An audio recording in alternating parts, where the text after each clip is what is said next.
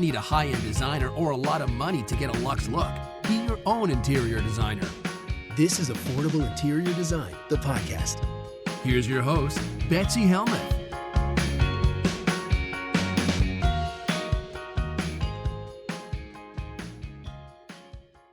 Hello, everybody. As you know, the mailbag is running low. While I wait for it to refill up with all of your beautiful, inspiring, thought-provoking questions, I still want to get you an episode. I want you to have value and something to listen to while you do the dishes. I know how important that is. I wait every week for my favorite podcasts. I listen to it while I make dinner. I listen to it while I drive the car. I even have a speaker for the shower because, yes, I listen to podcasts in the shower. Is that TMI? Oh, gosh. Well, this whole episode is design TMI. I am currently working on a handful of projects, and I'm going to share with you what I'm discovering, what I'm working on, challenges I'm having, because I need something to talk about, guys. And this is what is on my mind. So if you're watching the recording on YouTube, you'll find that I'm looking down a little bit. I'm looking down a little bit because for each client that I take, I have a questionnaire that I have them fill out with essential questions that I use to understand who they are and what they need and what they like. It is vital for my process. And then I also have worksheets because I work in a really specific, formulaic, formatted way every gosh darn time. I print out my worksheet, I fill out my worksheet, and I use it and I look back at it when I'm ultimately designing their space. So in order to be talking about them and remembering correctly, I'm going to need to reference my materials. So you may hear paper shuffling and things like that. So let's talk about my most recent client who I took yesterday because she is top of mind. And this was a doozy. I had this client in Manhattan, very sweet, very kind. Oftentimes when I'm working with a client, they will have preconceived notions of what they want to do, right? Because maybe they'll have looked on Pinterest, maybe they'll have inspiration photos from a show on HGTV or a magazine that they subscribe to, and they will want to show me and get my opinion. And it's very helpful because it gives me a jumping off point. So this woman signed up for a consult to ask me questions about her space and the ideas that she had been thinking of.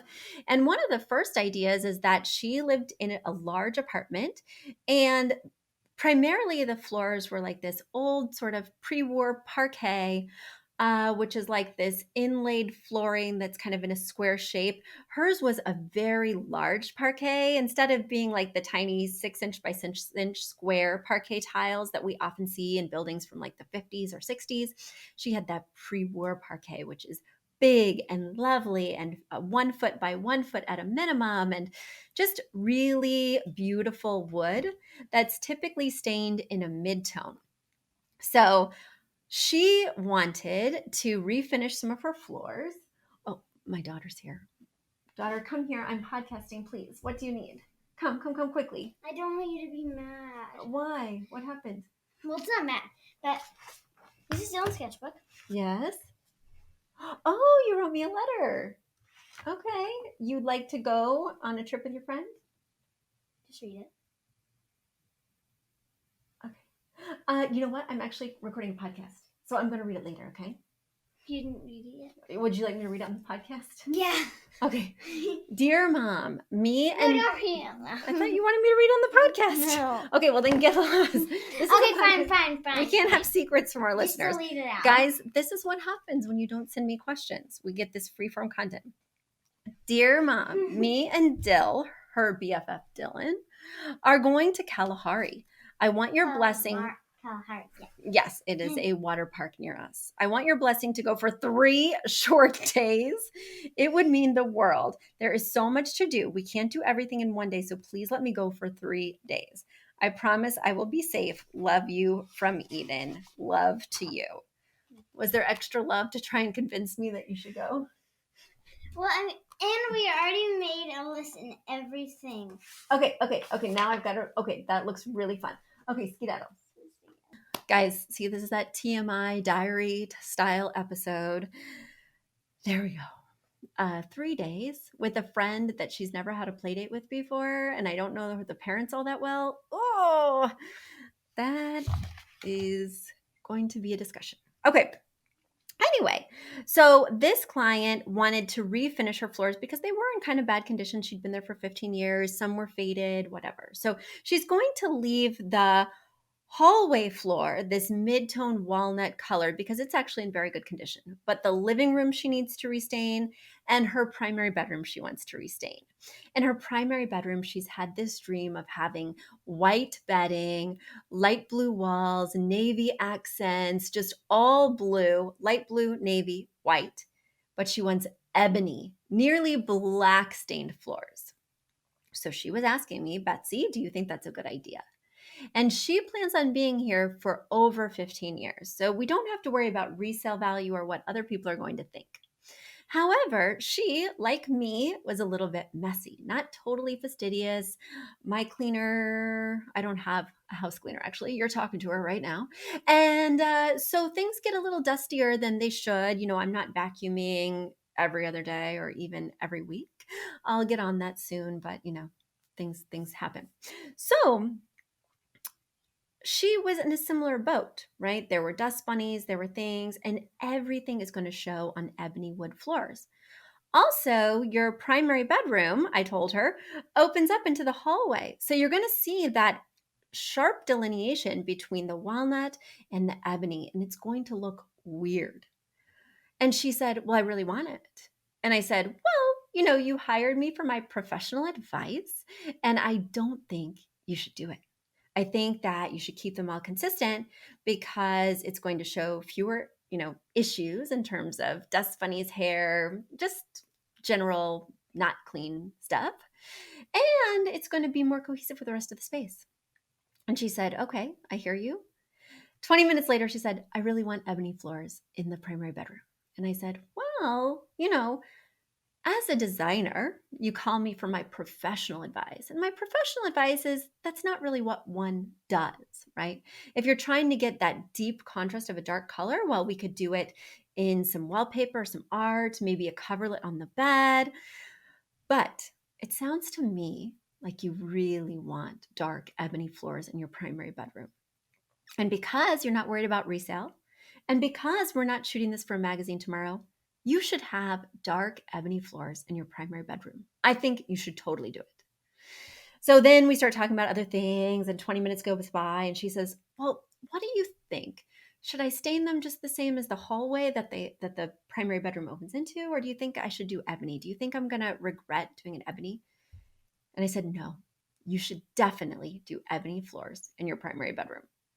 So this is the kind of conversation that I have with my clients. And maybe this resonates with you when trying to make decisions, or if you're working with clients on your own, right? Whether you have a business or just are doing it as a hobby, then my advice to you is you offer your opinion 3 times and 3 different reasons why.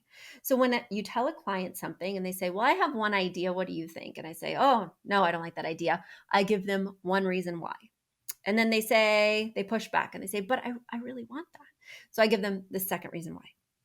And then they say, yeah, but I really want that. And on the 3rd time, I wave the white flag and I find a way to make it just the right thing. Because if they're pushing back 3 times, they really want it. And if I continue to say no, no, no to something they're already going to do anyway, it's going to tarnish our relationship. And they're no longer going to like me, and they're no longer going to trust me with their ideas. So unless it's just totally egregious and horrible, after 3 pushbacks, I'm going to immediately jump on their side and say, you know what? That's a fabulous idea. I think that would work really well. I have some great ideas for how we can integrate that and make it feel more cohesive. And I definitely think you should have ebony floors in 1 room, only 1 room of your home. So that was a story from yesterday. I left the appointment very inspired. There was so much that we're going to do and change and integrate, but also a little tired because it's hard to navigate when people really want something that goes against advice you might have given. So there we go. Let's go to my next client. Oh, so my next client is fascinating. He has a home in Scarsdale that he's been working on for many years. He bought it and gutted it and decided to completely redo the interior, changing where the walls go, changing where the doors go, changing the layout of everything except like a stationary fireplace on the front door, changing everything on his own. He owns several very successful pizzerias in the city that he gutted and renovated all by himself with just, I think, him and some friends. And so he decided to do the very same thing in Scarsdale with his big historic home. He wants to make it much more contemporary, but a little transitional. And he decided to be his own architect. And I have been so impressed with this guy because he owns multiple pizzerias. He has 4 children. He has a wonderful wife. He's got a lot going on. And he spends all of his free time, not that he has that much free time, working with grid paper and outlining the different rooms, erasing, showing me different sketches. Betsy, what do you think if the door goes here? What do you think if I move the wall here? Just constantly using his pencil and his grid paper and adjusting. Every 6 months or so, he has me come back to the space to not only see the progress that his friends who are contractors have been making, but also to see if there's any adjustments or tweaks. And the last time I went back, well, he'd been working on this house for about a year. And it was clear to me that we needed to change one of the rooms into a bedroom. I didn't feel that he had enough bedrooms upstairs. He only had the primary bedroom and 2 bedrooms, and then he was going to use another room as like an ancillary small office or laundry room, like office/laundry room. And for me, that's a little disconnected. But also, he is hoping within the next 10 years to sell this house because Scarsdale has super high property taxes. So once your kids are graduated and out of high school, might be a good idea to leave. It's got, I think, one of the highest property tax rates in all of the United States. And I should know because I live right next door, also in Westchester County, and I pay one of the highest property tax rates in all of the United States, which is another reason why I happen to be moving. But for him, we discussed changing it. And he actually had to move the studs because it made so much more sense to turn it into a bedroom. I had given him this idea before and stressed the importance for resale value of having 4 bedrooms upstairs rather than just the 3. I really thought that the laundry could be done in a smaller way and that the office could be done in a way downstairs that would still feel quite practical, but would really increase his resale value. So as a designer, my primary function is not to think like a real estate agent, not to constantly be judging people's ideas based on resale value. But I do think when you're doing something very structural and very expensive, like moving walls or renovating a kitchen, blowing out a bathroom, and totally putting in something completely new, if you're going to be moving in the next 10 to 15 years, you need to be thinking about resale value. After those 10 to 15 years, everything you do is going to be dated. But one thing that will not be dated is creating that extra bedroom, because anybody who moves to Scarsdale, as you just heard me say from the property taxes, is probably going to have kids that they want to put in the amazing school district. And that is why we pay the big bucks, people. So with him, it's been a lot of push and pull, but he immediately, after my idea, went downstairs, took his little eraser, erased the line, moved the studs with his number 2 pencil, and then I came back just a couple weeks later and the studs were moved. Everything looks great. It's going to make so much more sense. And we found an amazing place for a stackable washer dryer versus a side by side. You can have your cake and you can eat it too. So I love that client. I guess I should have said you can have your pizza and you can eat it too. In fact, I'm going to have to check out his pizzeria very soon. Next time I venture into the city, once the coronavirus levels in New York City are down, I will be grabbing a slice at his pizzeria. My next client was in Connecticut, and he has a lovely home that's right on the water. I got out of my car and it was, a Tuesday afternoon in the springtime, which is beautiful. All the flowers were in bloom. But I was smacked in the face by the smell of salt water, that yummy beach smell that, is just so authentic and immediately transports me to a summer vacation It was amazing. Then I go in his house, and all I'm there to do is design a very small eat-in kitchen nook. But he had a lot of needs for this nook because not only was it right off the galley kitchen, so it's very hard to talk to someone who's cooking or preparing cocktails in a galley kitchen because it's so long and narrow.